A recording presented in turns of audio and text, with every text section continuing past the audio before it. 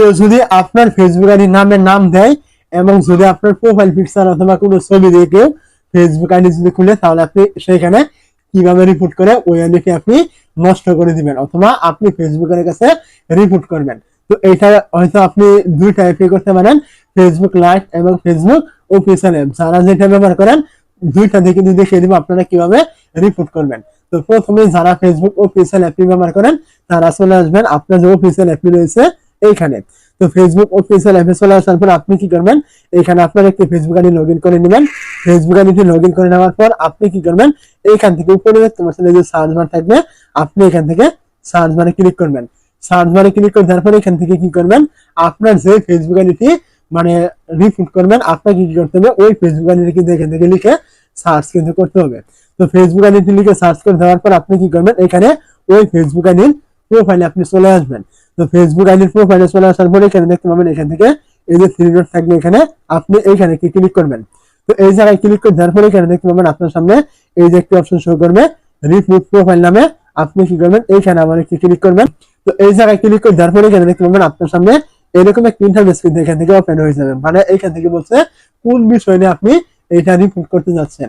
তো এখান থেকে আপনি আপনার যে সমস্যাটি রয়েছে আপনি ওইটা এখান থেকে সিলেক্ট করবেন। দেখতে পাচ্ছেন এখানে ফেক অ্যাকাউন্ট হলে ফেক অ্যাকাউন্ট, ফেক নাম হলে ফেক নাম। যেহেতু আপনার নামে কেউ ফেক আইডি খুলেছে আপনি কি করবেন, এখান থেকে যে কোনো একটি সমস্যা এখানে দেখিয়ে দিবেন। আমি এখান থেকে ফেক অ্যাকাউন্ট দিয়ে দিলাম।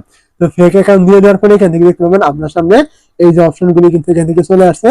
আপনি কি করবেন, এখান থেকে এই দেখতে পাচ্ছেন ডান অপশন থাকবে, যদি আপনি এই ডান অপশনে ক্লিক করে দেন তাহলে কিন্তু আপনার এখান থেকে একটি রিপোর্ট কিন্তু এই আইডিতে কিন্তু চলে গিয়েছে ফেসবুকের কাছে।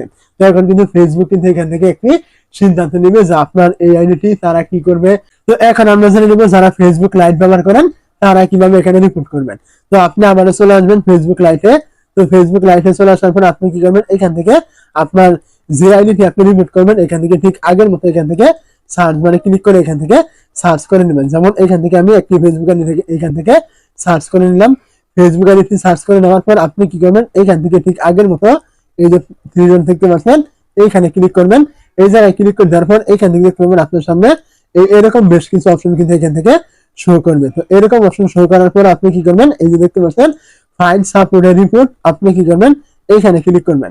এই জায়গায় ক্লিক করে দেওয়ার পর এখানে দেখতে পাবেন আপনাকে ঠিক আগের মতো এখান থেকে যে কোনো একটি কারণ কিন্তু এখান থেকে দিতে বললে আপনি এখান থেকে আপনার ইচ্ছা মতো এখান থেকে যে কোনো একটি কারণ দিয়ে দিবেন। কারণ দিয়ে দেওয়ার পরে এখানে দেখতে পাচ্ছেন এই যে সাবমিট নামে একটি অপশন কিন্তু এখানে চলে আসবে। আপনি যদি এইখানে ক্লিক করে দেন তাহলে কিন্তু এখান থেকে একটি রিপোর্ট কিন্তু তার ফেসবুকে নিচে চলে যাবে ফেসবুকের মাধ্যমে। তো আমি এখান থেকে রিপোর্ট করলাম না, আপনারা এখান থেকে আপনারা চাইলে রিপোর্ট গুলো করে দিবেন।